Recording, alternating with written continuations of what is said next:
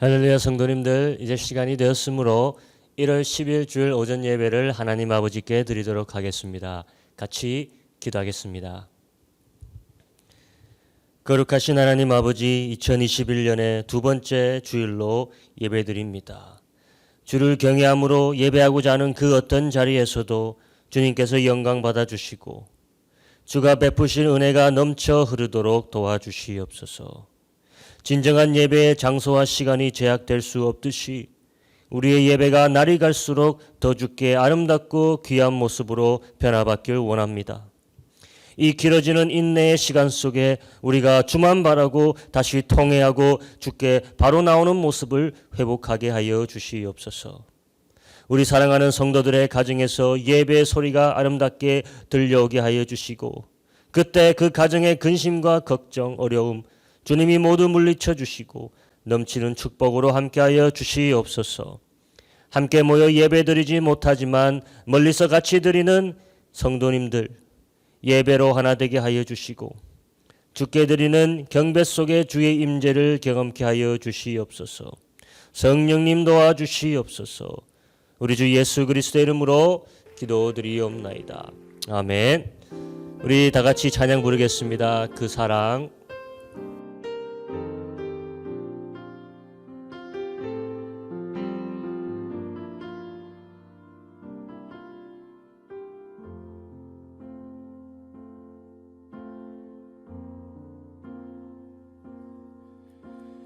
아버지 사랑 내가 노래해, 아버지 은혜 내가 노래해. 그 사랑 변함없으신 거짓 없으신 성실하신 그 사랑 상한 갈 때 꺾지 않으시는 꺼져가는 등불 끄지 않는 그 사랑 변함없으신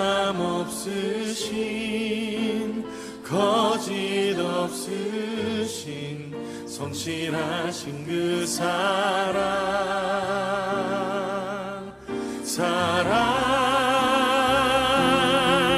그 사랑 날 위해 죽으신 날 위해 다시 사신 예수 그리스도 다시 오실 그 사랑 죽음도 생명도 천사도 하늘의 어떤 권세도 끊을 수 없는 영원한 그 사랑 예수. 아버지 그 사랑을 다시 한번 찬양하길 원합니다. 아버지 사랑 내가 노래해, 아버지 은혜 내가 노래해. 그 사랑 변함없으신 거짓 없으신 성실하신 그 사랑 상한 갈 때 꺾지 않으신 꺼져가는 등불 끄지 않는 그 사랑 변함없으신 거짓 없으신 성실하신 그 사랑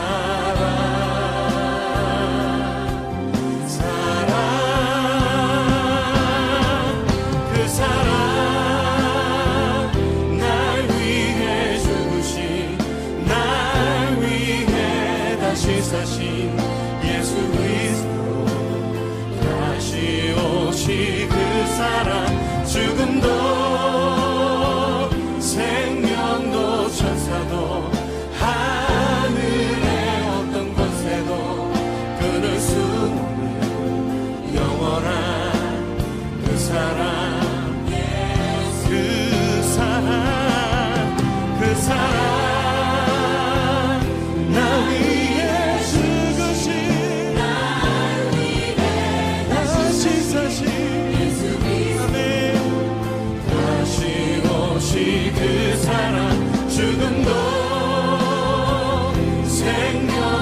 천사도 하늘의 어떤 권세도 끊을 수 없는 영원한 그 사랑 예수 그 사랑 날 위해 죽으신 날 위해 다시 사신 예수 그리스도 다시 오실 그 사랑 죽음도 생명도 천사도 하늘의 어떤 권세도 끊을 수 없는 영원한 그 사랑 예수 영원한 그 사랑 예수 영원한 그 사랑 예수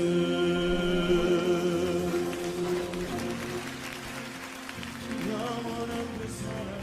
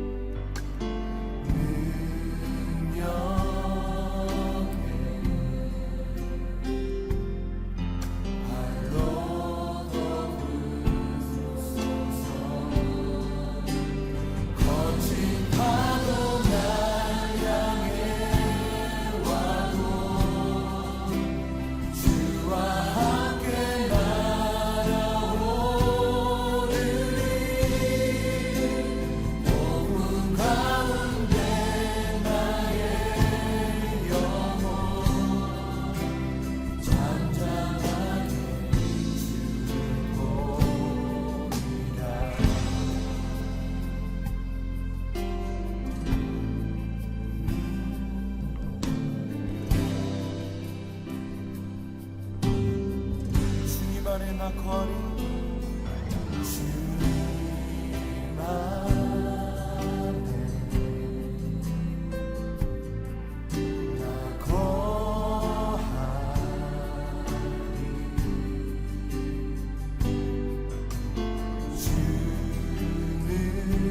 주는며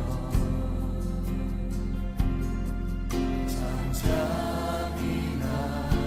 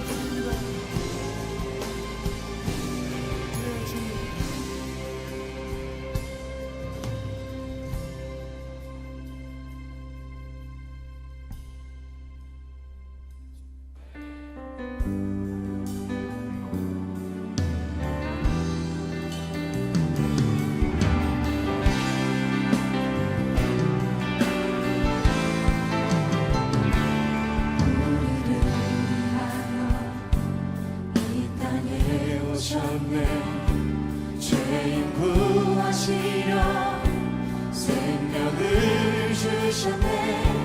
주의 마음으로 세상을 섬기며 이 땅 회복하신 십자가를 전하리.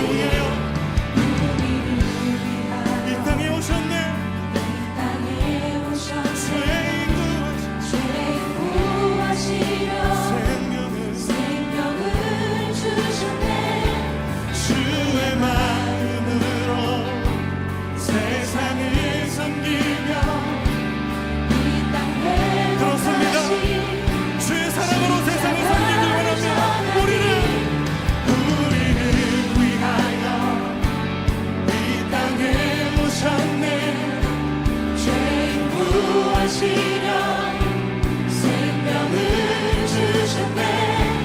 주의 마음으로 세상을 섬기며 이 땅 회복하신 십자가를 전하리. 그는 주 그는 주 모든 일을 위해 뛰어난 예수 나 연약한 나의 삶을 사랑하리라. 붙드신 나의 사랑 예수 그리스도 주님의 은총 나 품고 살리라. 그는 주 우리를 통하여 찬양받게 합당하십니다. 모든 일을 위해 뛰어난 예수 나 사랑하리라. 나의 삶 예수 그리스도 주님의 흔적 나 품고 살리라. 우리를 위하여 이 땅에 오셨네. 죄인 구하시려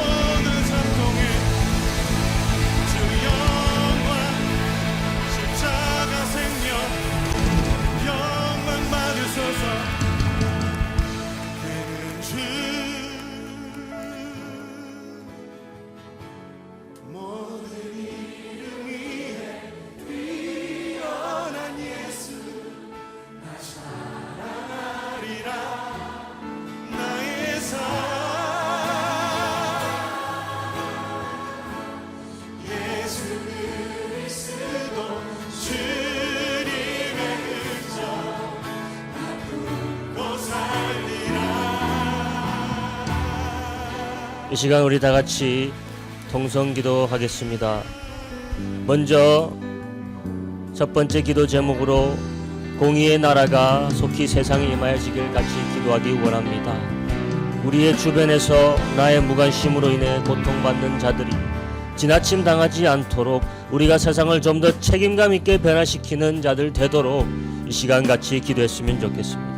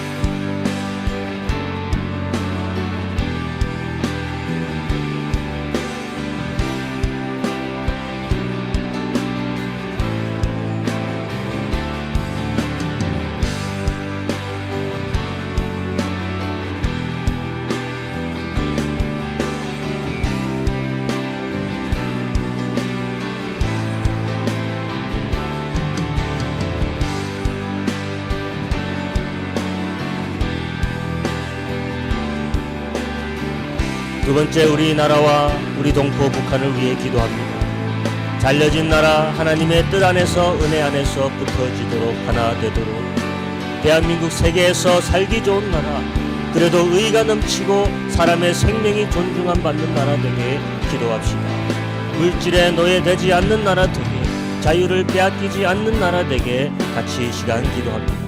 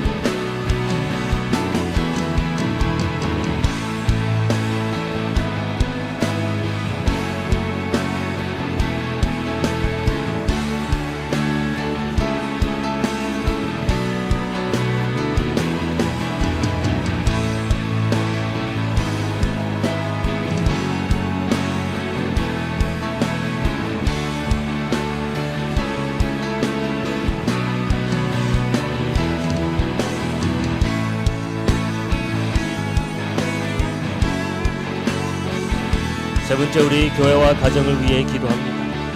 2021년에 교회 표어처럼 은혜의 해를 맞이하는 해, 하나님이 부어주시는 크신 은혜를 이 교회와 가정과 우리의 일터에서 받을 수 있는 기다림과 목마름이 내 안에 있도록 우리 시간같이 기도하겠습니다.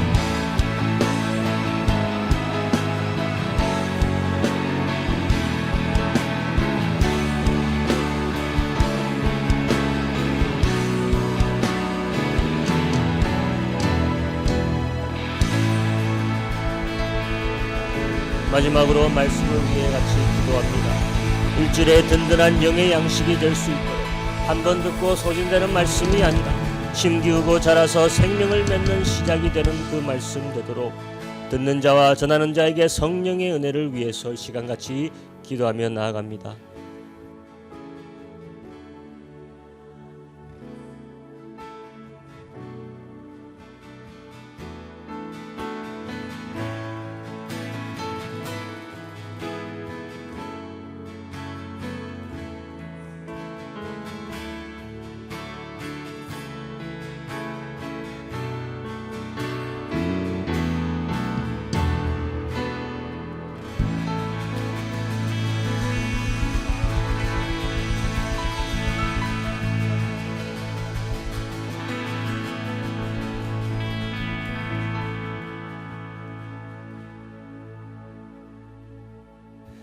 기도하겠습니다. 하나님 아버지, 2021년 두 번째 주일에 예배드리는 우리 성도들의 가정 부정할 것이 없게 하시고 그들이 있는 곳이 성전이고 천국이 되는 축복 허락하여 주시옵소서. 2021년의 어떤 풍파 속에서도 흔들리지 않는 깊은 뿌리가 내리게 하여 주시옵고 하늘에서는 신령한 만나와 땅에서는 솟아오르는 생명수로 풍족하고 그들의 영혼이 만족하는 은혜의 한 해 되도록 허락하여 주시옵소서. 믿음으로 드리는 그들의 헌금이 주의 나라 복음 위에 쓰여지게 하여 주시옵소서. 주님, 이제 말씀 받기 원합니다. 교만했던 모든 마음 낮아지게 하시고 둔했던 마음이 민첩하게 하여 주시고 닫혀진 귀가 열리게 성령 하나님 도와주시옵소서. 듣는 자 전하는 자 모두 주의 말씀 안에서 누리고 먹게 하여 주시옵소서. 예수 그리스도의 이름으로 기도합니다. 아멘.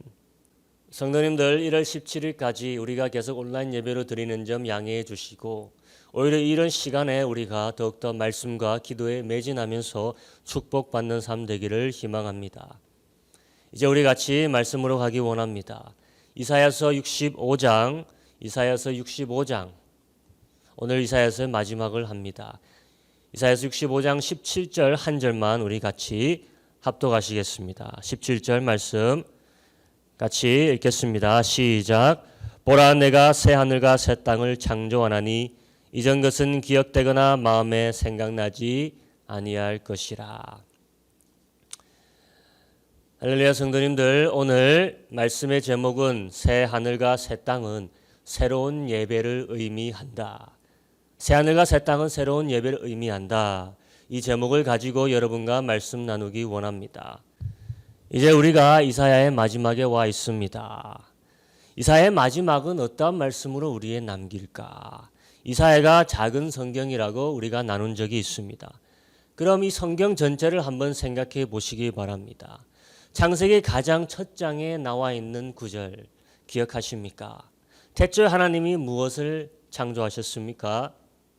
천지를 창조하셨습니다. 하늘과 땅을 창조하셨습니다. 그럼 성경의 마지막 책 요한계시록의 가장 마지막 부분을 가보면은 하나님께서 다시 창조하시는 것이 있습니다. 무엇입니까? 바로 천지입니다. 새 하늘과 새 땅을 하나님께서 성경의 가장 마지막 부분에서도 창조하시는 모습으로 보여주십니다. 오늘 이사야서도 마찬가지 가장 마지막 두 장에 나오는 내용이 뭐냐? 하나님께서 하늘과 땅을 새롭게 창조하시는 내용입니다. 그러니까 새로운 창세기의 역사입니다. 이사야서 가장 첫 장에 우리가 예전에 했지만은 가장 첫 장에 나오는 구절의 말씀이 무엇이 있는지 아십니까? 그때 선포하신 말씀 1장 2절을 보면은 그때도 하늘과 땅이 나옵니다. 이런 말씀을 하셨습니다. 하늘이여 들으라, 땅이여 귀를 기울이라. 이사야서도 마찬가지 하늘과 땅에서 시작했다 하늘과 땅으로 마치고 있습니다. 이게 궁극적인 창조 세계의 처음과 끝 역사라는 것입니다. 우리 모두는 역사 속에 살고 있습니다. 하지만 우리의 역사는 이렇게 스토리가 이미 완결되어 있고 결론이 나 있습니다. 여러분, 영화를 한 편 만드는 것을 생각해 보시기 바랍니다. 영화를 만드는데 많은 것이 필요하죠. 배우를 섭외해야 되고 감독을 불러와야 되고 제작자, 편집자 많은 스태프들이 필요하기 마련입니다. 그런데 그 모든 것을 하기 전에 가장 먼저 처음 되는 것이 뭐냐 이것입니다.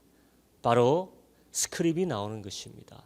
영화 대본이 완결돼야 되는 것입니다.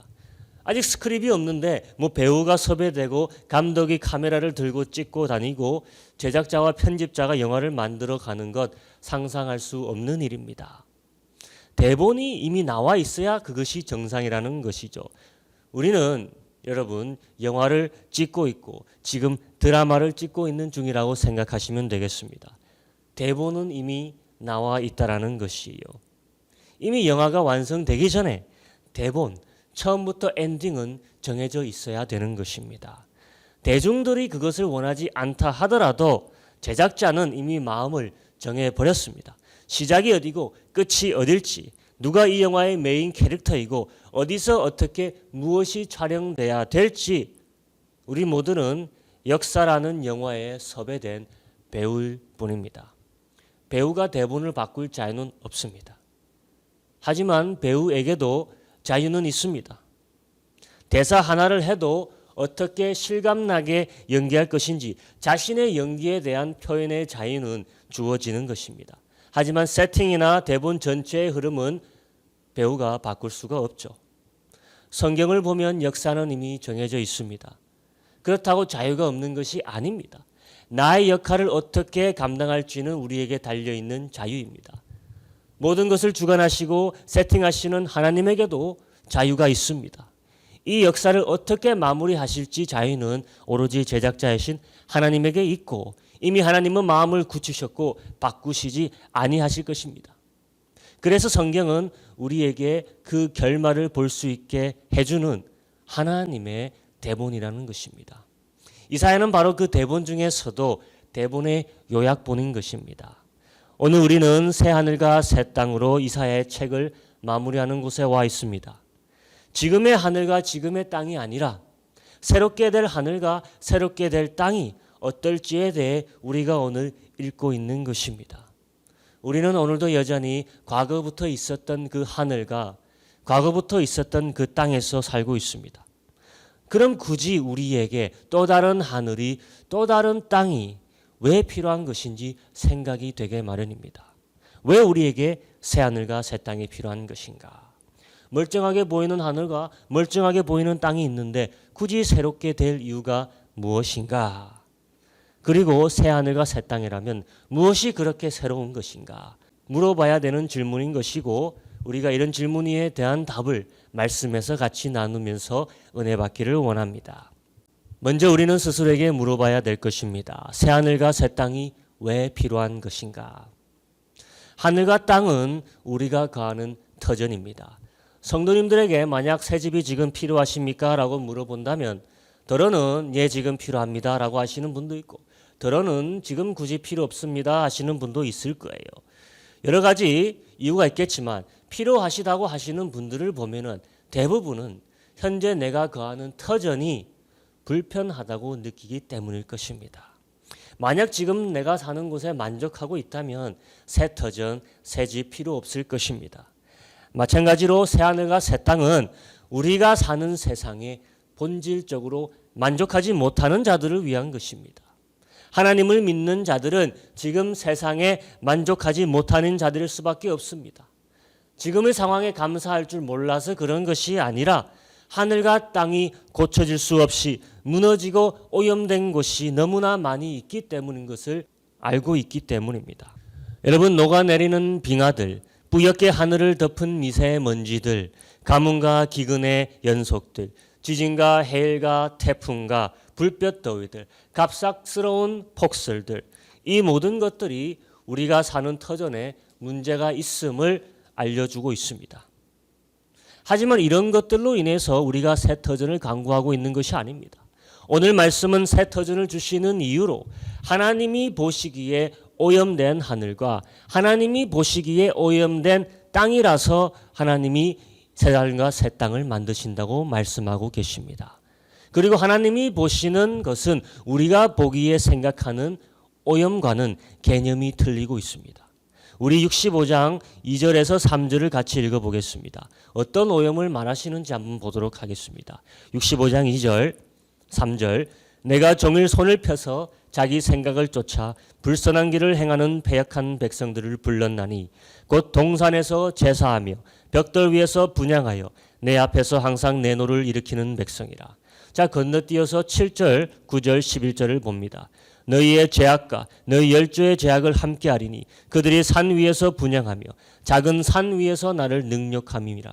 그러므로 내가 먼저 그 행위를 헤아리고 그 품에 보응하리라 여호와가 말하였느니라. 9절 내가 야곱 중에서 씨를 내며 유다 중에서 나의 산들을 기업으로 얻을 자를 내리니 나의 택한 자가 이를 기업으로 얻을 것이요 나의 종들이 거기 거할 것이라.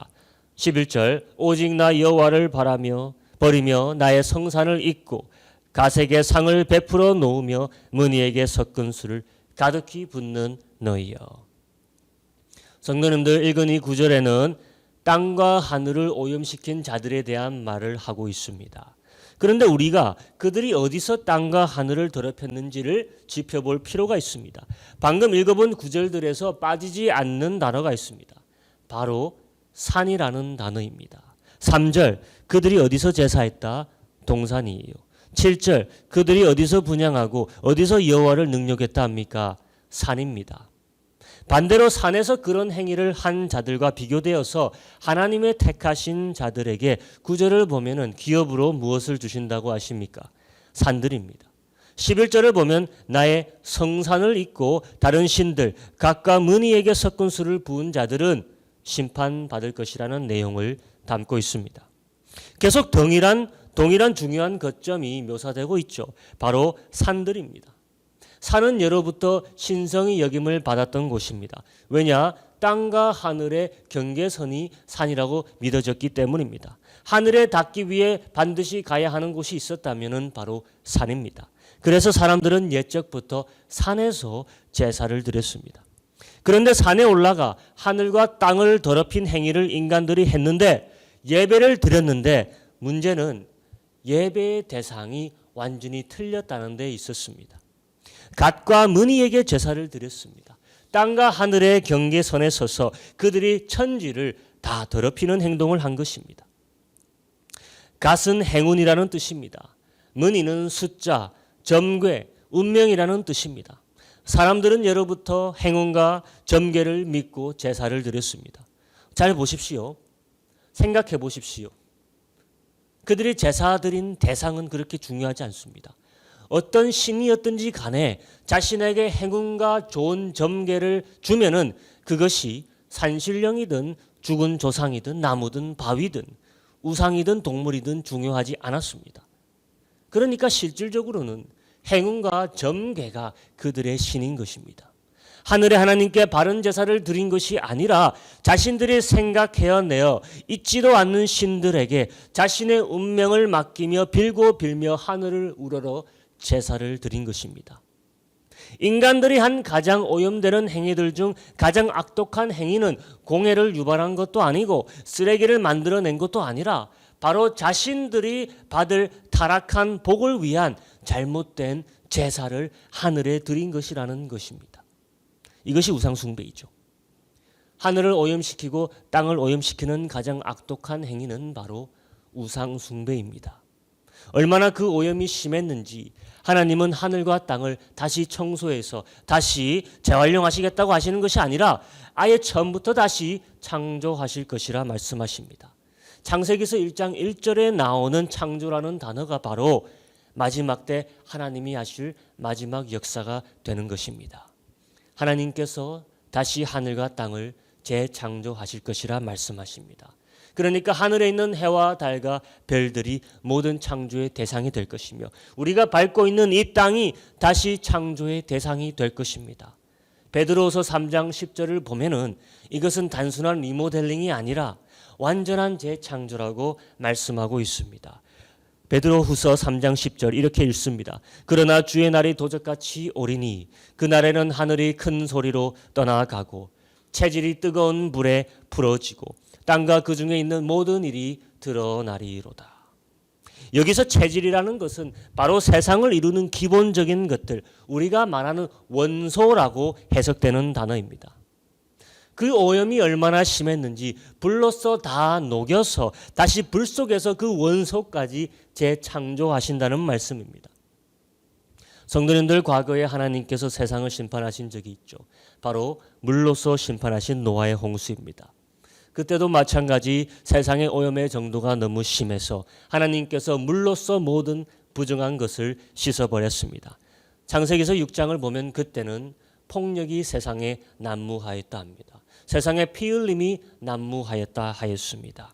그래서 하나님께서 난폭함과 무자비함이 난무한 세상을 물로써 싸그리 씻어버리셨습니다. 그런데 마지막 심판은 물이 아니죠. 마지막 심판은 불이라고 합니다. 그것도 가장 기본적인 원소까지 녹여버리는 불로써 다시 심판하시고 재창조하실 거라 하십니다. 왜냐 이거예요. 우상 숭배가 만연해서라는 겁니다. 우상 숭배가 얼마나 가증하고 얼마나 오염적인지 하나님은 이제는 물로 다시 씻어버릴 생각 안 하시고 아예 불로 태워 녹여버릴 계획을 하고 계시다는 것입니다. 우상의 처소가 되어버린 하늘을 버리시고 새롭게 만드신다는 것입니다. 우상의 처소가 되어버린 이 땅을 버리시고 다시 재창조하신다는 것입니다. 여기서 우리 의미심장한 부분을 좀 짚고 넘어가야 합니다. 이들이 섬기는 대상의 이름을 한번 보십시오. 각과 머니입니다. 히브리어와 영어가 겹치는 부분이 아주 미약하지만 이건 단순히 우연의 일치라고 보기에는 너무 섬뜩합니다. 영어로 하나님을 여러분 뭐라고 하죠? God, God입니다. 여러분 머니 하면은 영어에서 어떤 단어랑 유사합니까? 머니 아닙니까? 머니, 돈이에요. 히브리어로 God은 행운이라는 뜻이고 머니는 숫자와 점괘를 뜻합니다. 여러분 돈이 숫자이잖아요. 이것이 단순히 우연의 일치일까요? 당시 우리가 잘 알고 있는 우상의 많은 이름을 놔두고 굳이 성경에서 이사야에서 각과 머니를 숭배하는 자들을 이야기하고 있습니다. 현대 사회에서의 갓이 무엇일까요? 갓은 섬기는 자에 따라서 정의되는 것이 갓입니다. 현대 사회에서 행운을 싫어하는 자가 있겠습니까? 참 하나님을 섬기지 아니하는 모든 자들은 행운을 원할 것입니다. 머니와 연결되어 있는 행운을 원할 것입니다. 은행 통장에 찍혀 있는 머니, 숫자를 숭배할 것입니다. 우리에게 잘 알려진 각과 머니를 이야기하듯 이사야서는 그 옛날에 벌써 각과 머니를 숭배할 우리를 이미 이야기하고 있었던 것처럼 보입니다. 현대 사회에서 산에 올라가 행운과 돈, 운명에게 빌고 예배하는 것. 여러분 지금도 이것을 하고 있습니까? 안 하고 있습니까? 다른 나라 갈 것 없이 우리나라만 한번 보세요. 현대 사회의 이성적인 사람들이라고 하지만 새해만 되면 다들 어디 갑니까? 전 보러 갑니다. 또한 산이란 산에는 모두 절이 있습니다. 절에 가서 사람들이 무엇을 하고 어떤 불공을 드리는지 그 내용을 보세요. 여러 가지 이유가 있겠지만 결국 운과 돈을 위해서 불공 드리러 가는 것입니다. 각과 머니예요. 절에서도 요즘에는 다 점괘를 봐줍니다. 그리고 산 위에서만 이것이 행하여지고 있는 것이 아니에요. 오늘 현대 사회의 사람들은 운을 생각하고 경우의 수를 생각하며 돈을 생각하는 것이 일상이 돼버렸습니다. 그렇게 살지 않는 것이 이상하리만큼 여전히 과거의 세상과 마찬가지 현대의 세상도 각과 머니에 의해 돌아가고 있는 것입니다. 우리가 생각하는 하나님이 단순히 운을 좋게 하는 하나님으로 된 것인지 은행 잔고에 숫자를 올려주는 점괘라고 생각하게 된 것인지 세상은 여전히 하나님을 행운과 연관되어 만들고 섬기고 오늘도 경배하고 있는 것입니다. 이런 행태가 계속되는 것이 우상 숭배이고 이것이 하늘을 오염시키고 땅을 오염시키어 못쓰게 만드는 것입니다. 16절을 보세요. 이런 그들에게 하나님이 이렇게 말씀하고 계십니다. 16절 이러므로 땅에서 자기를 위하여 복을 구하는 자는 누구를 위하여 복을 구하라 했습니까? 진리의 하나님을 향하여 복을 구할 것이요 땅에서 맹세하는 자는 진리의 하나님으로 맹세하리니 이는 이전 환난이 잊혀졌고 내 눈앞에 숨겨졌음이니라. 땅에서 자기를 위하여 복을 간구하는 자는 갓과 머니가 아니라 어떤 하나님요? 아멘의 하나님, 진리의 하나님에게 복을 구하라 말씀하고 계십니다. 진리의 하나님이 아닌 행운의 하나님, 돈의 하나님, 운의 하나님께 구하는 모든 행위로 인하여서 지금 우리 하늘과 땅이 고침을 받기에 너무 늦어버렸고 돌이킬 수 없게 됐다는 말씀입니다. 맨날 할리우드에서 찍어대는 영화는 환경 파괴로 인해서 지구에 종말이 오잖아요. 그게 아니라 행운과 돈을 사랑하는 사람의 마음 때문에 결국에는 지구의 종말이 찾아올 것이라는 것입니다. 물질 만능주의의 세상에서 하나님의 존재는 의미가 별로 없다고 하지만 결국 사람들의 마음은 여전히 운을 찾고 있고 경우의 수와 점괘를 찾고 있다는 것입니다. 그 말은 결국 그들도 경배하는 우상을 하나씩 마음에 두고 살고 있다는 말이에요. 그런 의미에서 여러분, 로또도 우상이 될 수 있습니까? 없습니까? 우상이 될 수 있죠. 우리 신앙인들은 진리의 하나님을 통해 복을 얻는 줄로 믿습니다. 진리의 하나님께 복을 구하는 자들인 줄로 믿습니다. 진리의 하나님이 누구인지 알지 못하면 결국 나도 땅과 하늘을 오염시키고 더럽히는 우상 숭배하는 자 중에 하나가 되는 것입니다. 이제 두 번째, 새 하늘과 새 땅이라면은 어떤 새 하늘과 새 땅인지, 어떤 점들이 다른지를 우리가 봐야 될 줄로 믿습니다. 뭐가 더 좋아야 될 게 있어야 될 거 아닙니까? 새로운 집에 들어가는데 과거보다 더 장소가 좁고 불편하고 더러우면은 뭐가 좋은 게 있습니까? 그냥 그대로 있는 게 낫지. 새 하늘과 새 땅은 우리가 상상할 수 없을 만큼 더 좋은 것들로 가득한 곳이 될 줄로 믿습니다. 그런데 우리가 생각했던 것들과 조금 틀린 양상으로 이사야서가 보여주고 있는 거예요. 우선 18절을 다 함께 같이 가서 읽도록 하겠습니다. 18절, 너희는 나의 창조하시는 것을 인하여 영원히 기뻐하며 즐거워할지니라. 보라, 내가 예루살렘으로 즐거움을 창조하며 그 백성으로 기쁨을 삼고. 자, 새 하늘과 새 땅을 이야기하는데 가장 먼저 무엇을 이야기합니까? 새 예루살렘을 이야기합니다. 계시록에 가보면, 계시록의 21장에 가보면 마찬가지 새 하늘과 새 땅을 이야기하는데 거기서도 새 예루살렘을 이야기하고 있습니다. 그저 하늘과 그저 땅, 새로운 하늘과 새 땅을 이야기하고 거기에 새로운 많은 것들을 이야기하는 것에도 지금 할애해야 할 할당량이 많을 것인데 또다시 하나님의 말씀은 우리의 관심을 어디에 집중시킵니까? 예루살렘에 집중시키고 있습니다. 좀 지겹기도 합니다. 성경 전체에 맨날 예루살렘 예루살렘 하잖아요. 우리는 천국을 생각하면 이것저것 상상하게 됩니다. 그런데 새하늘과 새 땅이 형성된다고 한다면 새로운 지형이 어떻고 기후는 어떻게 바뀌고 그 안에 있는 것들은 또 어떤 것이고 이런 모습, 어떤 모습으로 살게 될지 여러 가지가 궁금한데 성경은 오로지 새 예루살렘에 대해 이야기한다는 것이에요. 여러분, 왜일까요? 왜 성경은 집요하게 새 예루살렘에 대해서 이야기할까요? 예루살렘은 무엇이 있는 곳입니까, 여러분? 성전이 있는 곳이죠. 그리고 성전은 무엇을 하는 곳입니까? 바로 하나님께 예배 드리는 곳입니다. 우리의 하늘과 땅이 패해질 이유가 바로 잘못된 예배로 인하여서였습니다. 그러면 당연히 새로운 하늘과 새로운 땅의 목적도 그 관심도 무엇이겠습니까? 바로 예배라는 것입니다. 그래서 예루살렘이 먼저 다루어지고 있다는 것입니다. 모든 통치와 무역과 지식의 메카가 될 예루살렘은 무엇보다 예배의 수도로서 하늘에서 이 땅에 내려온다라고 계시록에도 이야기하고 있고 오늘 이사야서에서도 이야기하고 있는 것입니다. 18절에 다시 하나님이 예루살렘이 즐거움이 되게 창조한다 하십니다. 하나님이 즐거워하시는 것은 하나이죠. 바로 올바른 예배입니다. 올바른 예배를 받으시는 것이 하나님께 바로 즐거움인 것입니다. 이제는 올바른 예배가 예루살렘에서 이루어질 것이다. 그러면서 그런 예배가 회복된 곳에서 이루어지는 파생적 효과들이 나오고 있습니다. 19절에 이렇게 말씀합니다. 우는 소리와 부르짖는 소리가 들리지 아니할 것이다. 20절에는 죽음의 세력이 약해질 것이다. 21절에서 23절에는 모든 노동의 대가가 충분히 보상받을 것이다. 24절은 모든 너희의 기도가 응답이 되고 지연되지 않을 것이다.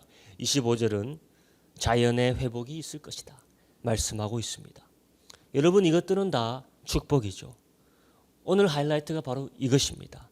이것은 그저 이루어지는 변화들이 아니라, 그저 주어지는 축복들이 아니라 바로 예루살렘이 다시 창조되니까 이루어지는 결과물인 것입니다. 자, 여러분, 2021년 여호와의 은혜의 해를 우리 교회의 표어로 삼고 생각해 봤습니다. 우리가 받을 은혜에서 파생되어 나오는 축복이 어떤 것이 될 수 있는지를 방금 이 구절들에서 본 것이라 생각하면 됩니다. 예루살렘이 새로 창조되었다. 이 말은 우리의 예배가 새롭게 되었다는 말씀으로 이제 받아들입시다.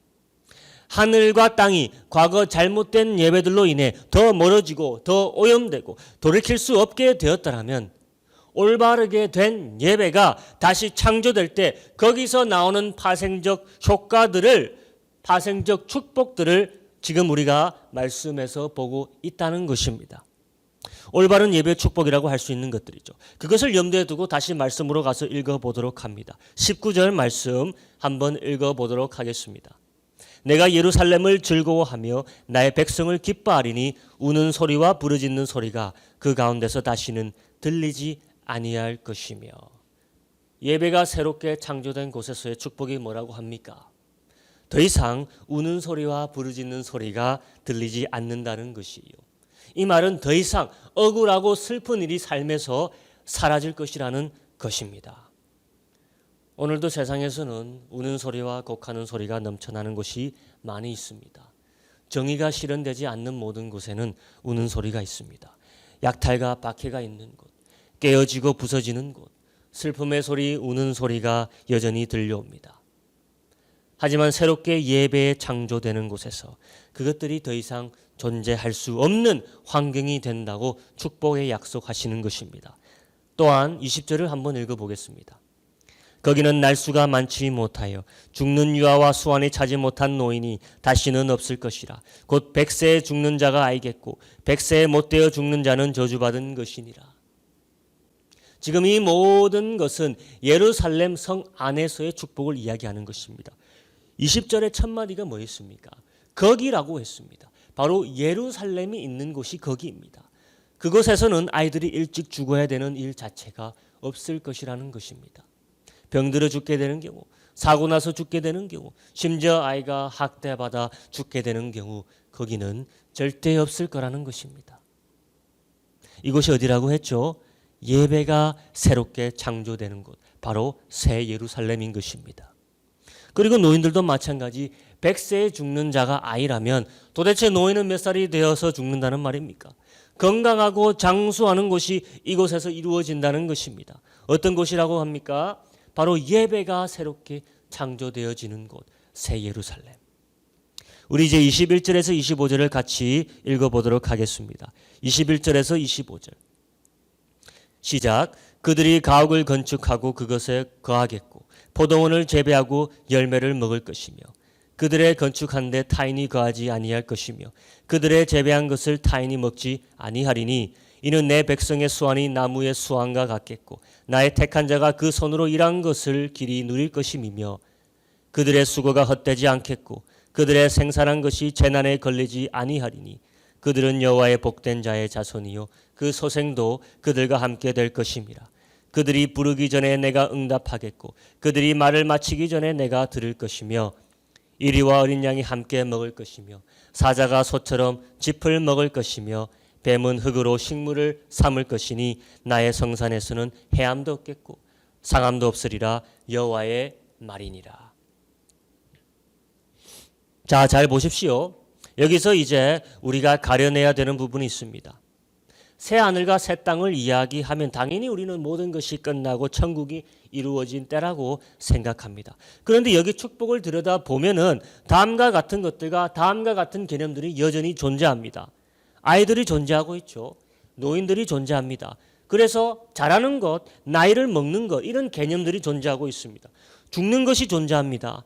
일하는 개념이 존재하고 건축하는 것, 재배하는 것, 소유하는 것, 성 밖에서는 상하는 것, 해함을 입을 수 있는 것, 이런 것들이, 이런 개념들이 여전히 여기서 존재하고 있습니다. 자, 이런 것들로 인해서 이사야서 오늘 읽은 이 말씀, 이 장이 가장 애매하다고 사람들이 보는 이유입니다. 17절에 우리가 처음 읽은 그 구절, 하나님이 분명 새 하늘과 새 땅을 창조하신다고 말씀하셨는데 이전 것은 전혀 생각나지도 기억되지도 않을 것이라 했는데 새 하늘과 새 땅에서 여전히 사람 사는 것이 과거와 비슷한 점이 있는 것이에요. 농경업을 하고 있죠. 사람의 명수가 길어지긴 했지만 여전히 죽는 것이 있습니다.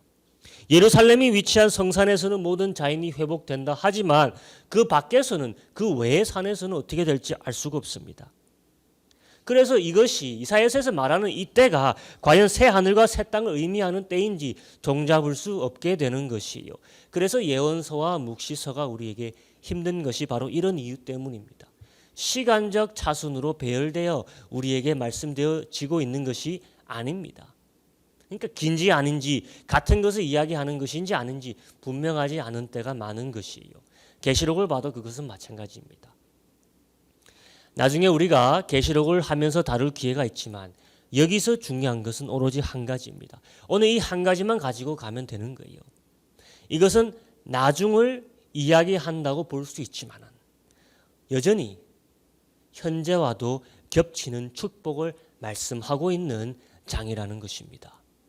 현실과 동떨어진 먼 훗날을 이야기하는 줄 알았는데 가만히 들여다보면 현실에서 오늘 누릴 수 있는 축복을 이야기하고 있습니다. 그게 오늘 포인트입니다.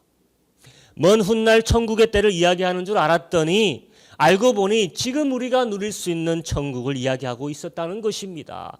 새 예루살렘이 곧 천국입니다, 여러분.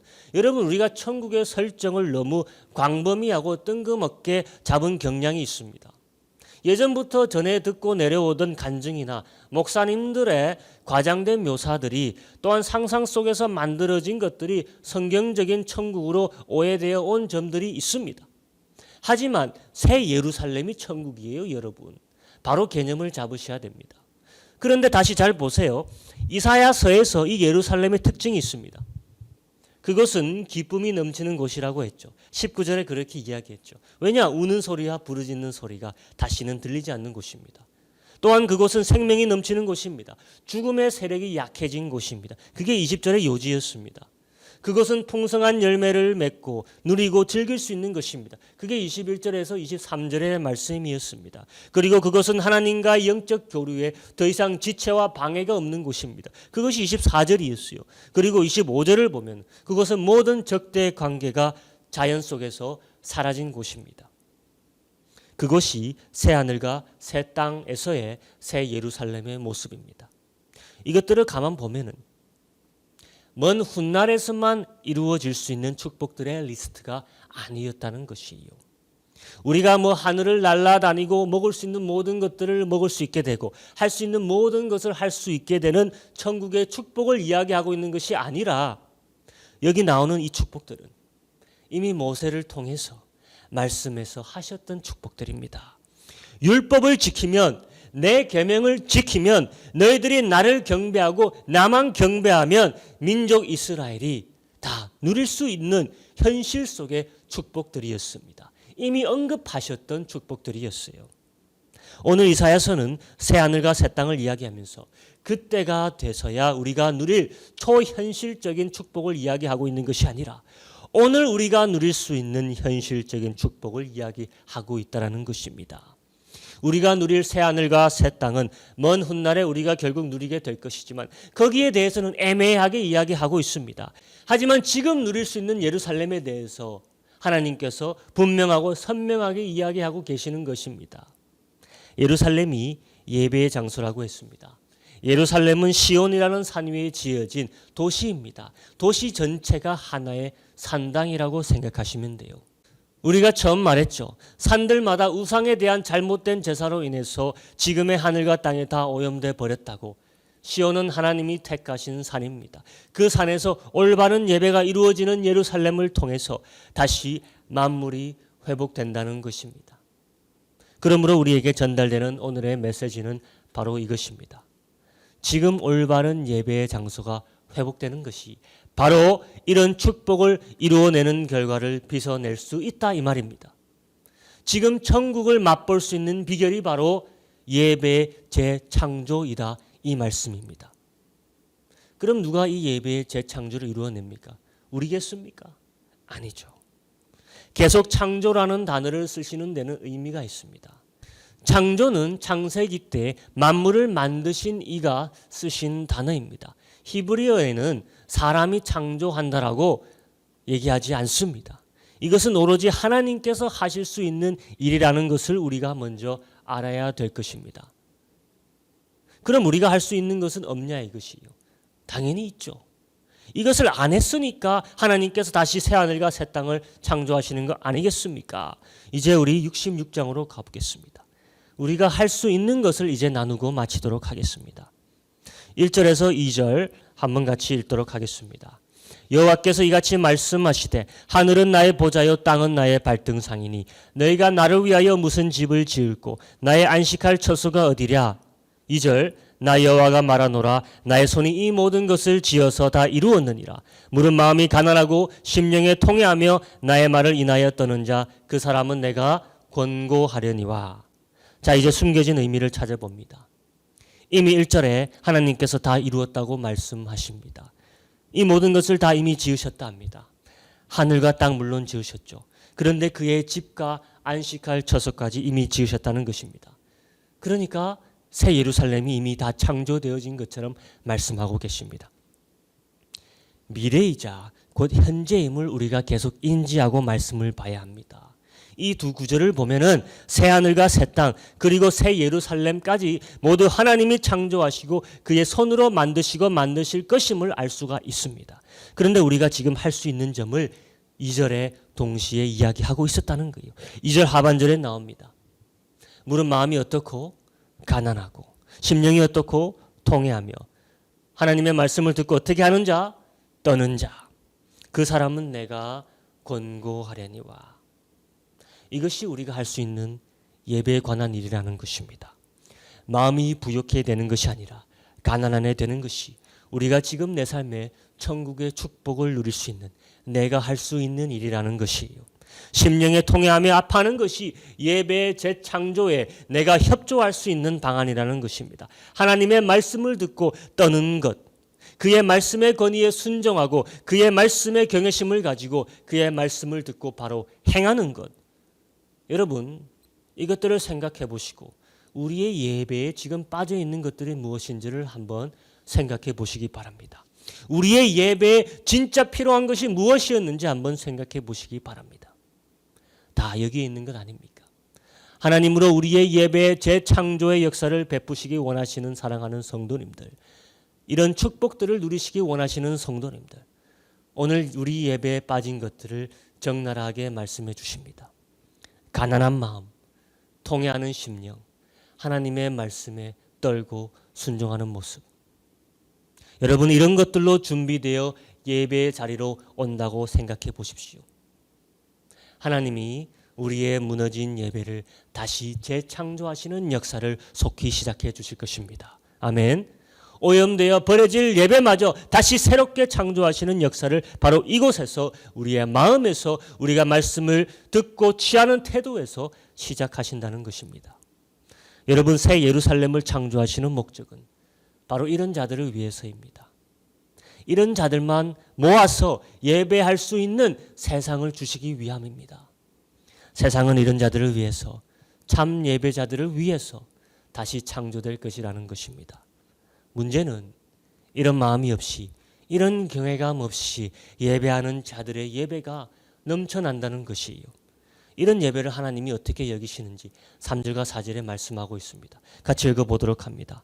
3절, 소를 잡아드리는 것은 살인함과 다름이 없고 어린 양으로 제사 드리는 것은 개의 목을 꺾음과 다름이 없으며 드리는 예물은 돼지의 피와 다름이 없고 분향하는 것은 우상을 찬송함과 다름이 없이 하는 그들은 자기의 길을 택하며 그들의 마음은 가증한 것을 기뻐한즉. 4절, 나도 유혹을 그들에게 택하여 주며 그 무서워하는 것을 그들에게 임하게 하리니 이는 내가 불러도 대답하는 자 없으며 내가 말하여도 그들이 청종하지 않고 오직 나의 목전에 악을 행하며 나의 기뻐하지 아니하는 것을 택하였음이니라 하시니라. 바로 이런 사람들 때문에, 바로 이런 예배자들 때문에 하나님께서 지금의 하늘과 지금의 땅을 없애버리신다는 것입니다. 안타까운 것은 이 자들도 예배자들입니다. 하지만 새 예루살렘은 이런 예배자들을 위한 곳이 아님을 아셔야 됩니다. 새 예루살렘을 누릴 수 없는 자들의 특징을 이렇게 간략하게 얘기하면 이렇습니다. 밑줄 쳐 보십시오. 3절, 자기의 길을 택하는 자, 가증한 것을 기뻐하는 자.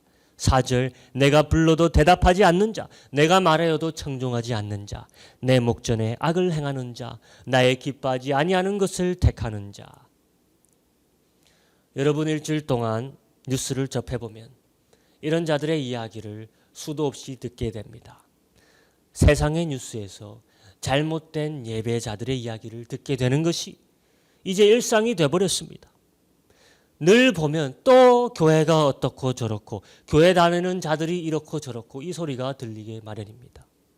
부모님이 목회자고 크리스찬이고 크리스찬 학교를 다녔고 기독교에서 행하는 모든 의식과 절차를 다 거쳐갔으면서도 여전히 자기 길을 택하며 가증한 것을 기뻐하고 하나님이 불러도 대답지 않고 성령님께 들어도 청정치 않고 오히려 하나님의 목전에서 악을 행하며 하나님이 기뻐하지 않는 것을 택하는 자들이 오늘도 뉴스에서 나오고 있는 것이요. 오늘도 이런 뿐인 예배자들로 인하여서 그리고 이런 예배자들을 걸러낼 수 없는 예배의 장소로 인하여서 우리는 하늘을 욕되게 하고 있고 땅을 더럽히고 있는 것입니다. 그 당시에도 마찬가지고 오늘도 마찬가지입니다. 제사를 드리고 예배를 드리고 종교 생활을 하면서 하나님을 경배한다 하였지만 실상 그들은 하나님께 가증한 짓을 하고 있었습니다. 그리고 하나님은 그들의 심판을 작정하고 계셨습니다. 그들의 마음이 가증한 것을 기뻐하고 있었다. 그게 자신의 평판일 수 있습니다. 하나님이 보시기에 가증한 것이요. 하나님 위에 서 있는 것은 다 가증한 것입니다. money, God, 나의 운과 돈, 지위와 세상의 인정, 사람들의 평판.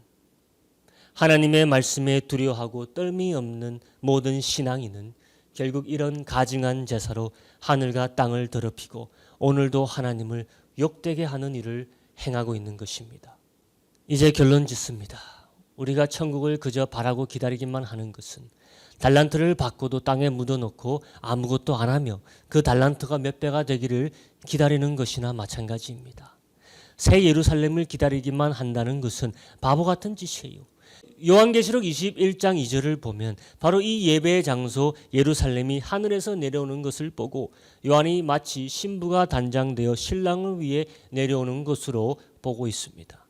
새로운 하늘과 새로운 땅은 오래 기다려온 신랑을 위해 준비된 순결하고 깨끗한 신부, 그 신부가, 그 신랑이 영원히 거할 아버지 하나님이 마련해 주신 신혼집입니다. 그게 바로 새 하늘과 새 땅입니다.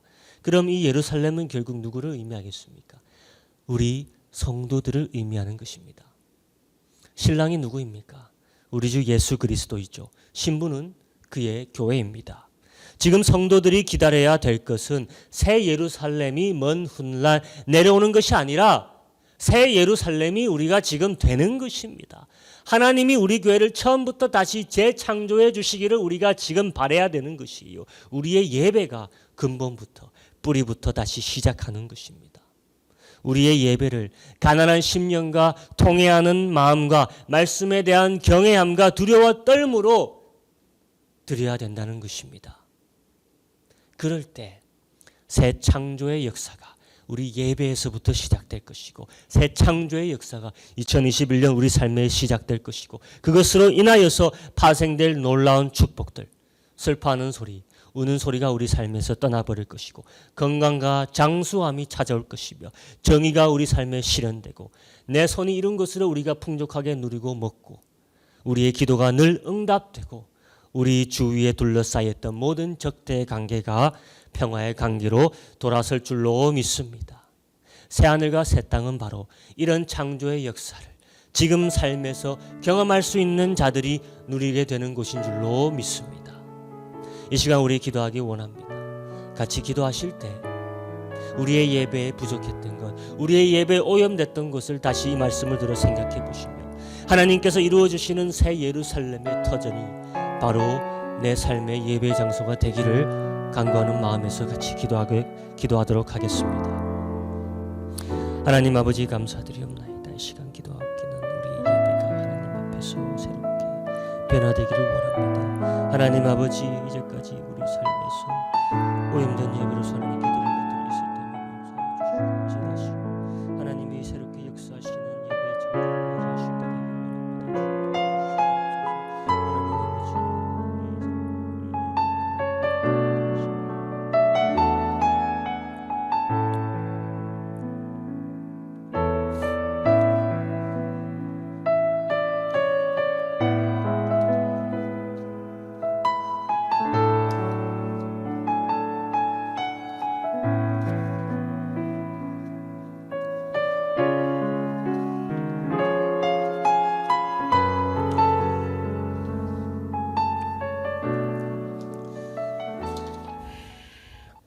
기도하겠습니다. 하나님 아버지 감사드립니다. 이사야서의 마지막 장을 다시 한번 예배의 장으로 맞춰주시는 애 감사드립니다. 새하늘과 새 땅은 결코 새로운 예배 없이는 이루어지지 않는다는 것 깨달았습니다. 하나님 아버지 그 말은 즉시 지금 우리가 새하늘과 새 땅을 누릴 수 있는 것도 말씀하고 계시다는 줄로 믿습니다. 하나님 우리의 삶에서 예배가 재창조되길 원합니다. 우리 예배 가운데 없었던 상한 심령 가난한 마음, 여호와의 말씀을 듣고 두려워 떨고 그것을 순종하는 삶, 이 모든 것이 우리 예배의 부재였음을 다시 한번 회개하며 고백합니다.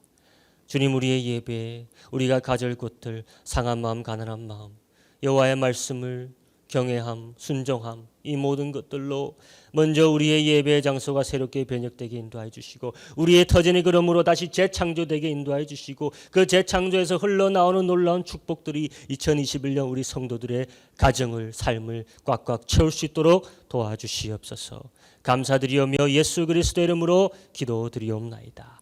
아멘. 우리 다 같이 찬양 부르시겠습니다. 주의 말씀 받은 그날.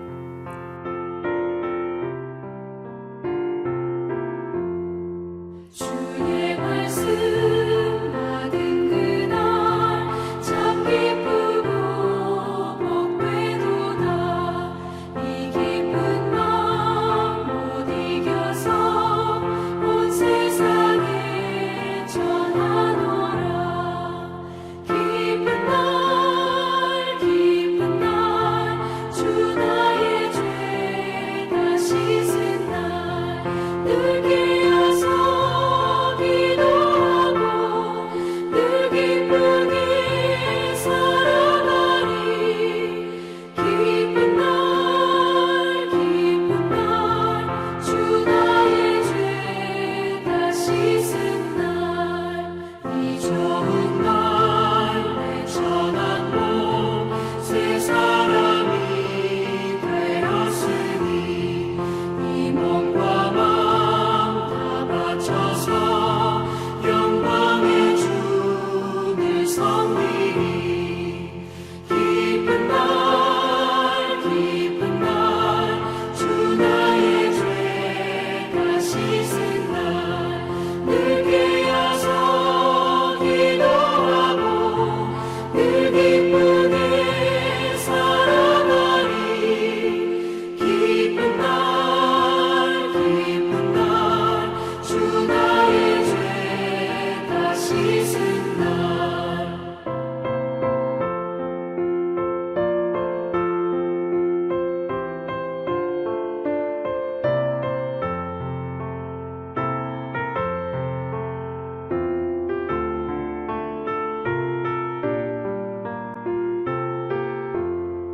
새 사람 된 그날부터 평안한 마음들이 있어서 이 복된 말 전하느니 나의 몸은 상한도다.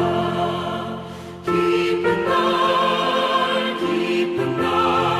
주 나의 죄 다 씻은 날 늘 깨어서 기도하고 늘 기쁘게 살아가리.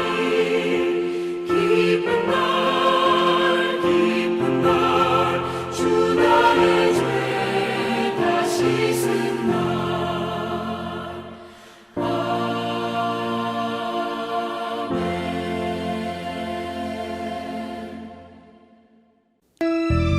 찬양 부흥 부르시고 축도하며 마치겠습니다.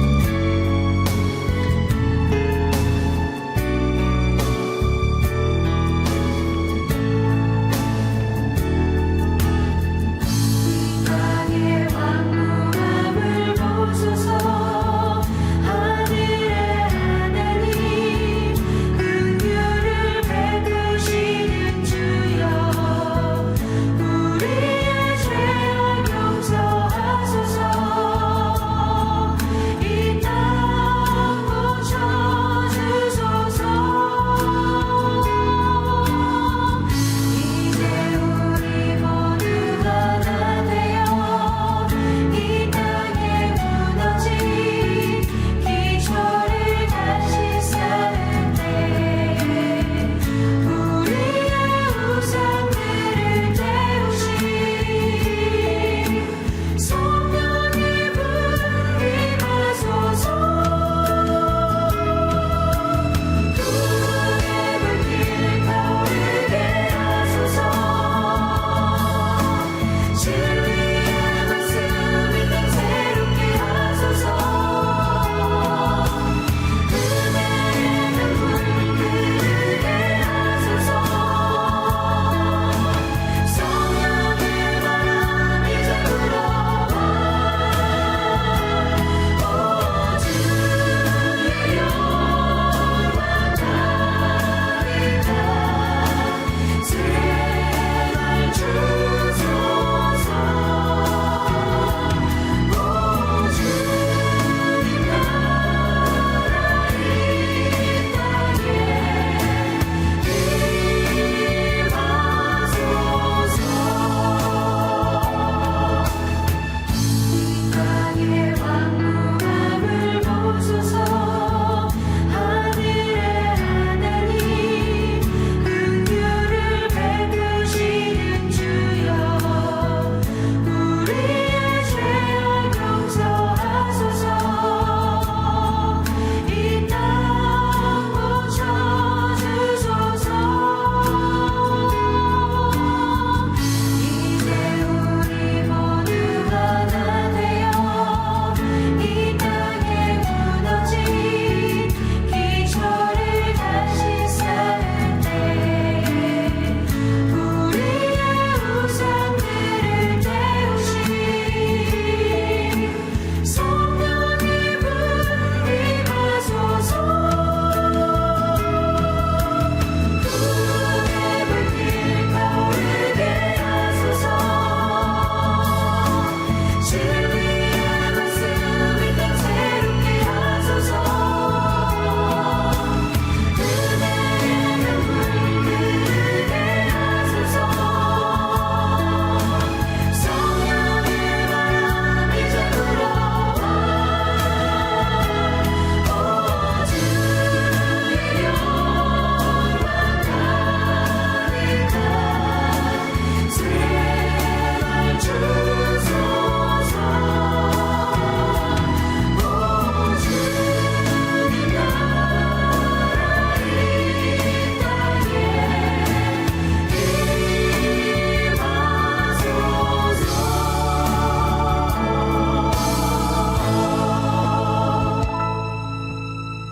임하소서. 축도하겠습니다. 하나님 사랑하는 성도들, 새하늘과 새 땅이 2021년부터 시작되는 것을 경험하기 원합니다.